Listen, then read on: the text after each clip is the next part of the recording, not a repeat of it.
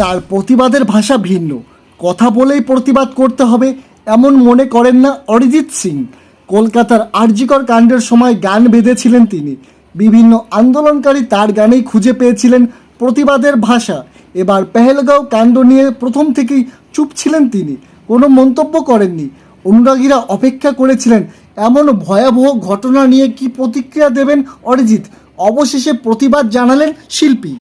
অরিজিৎ সিংয়ের অনুষ্ঠান মানেই অনুরাগীদের উত্তেজনা।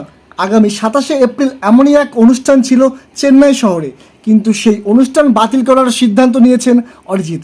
পেহেলগাঁও কাণ্ডে নিহতদের প্রতি শ্রদ্ধা জানাতে এমন অনুষ্ঠান না করার সিদ্ধান্ত তার।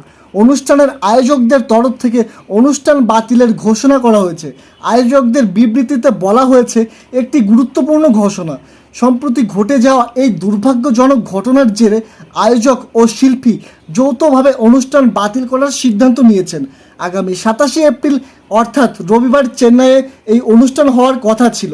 যারা এই অনুষ্ঠানের টিকিট কেটেছিলেন তাদের সব দিয়ে দেওয়া হবে বলে জানানো হয়েছে আয়োজকদের তরফ থেকে।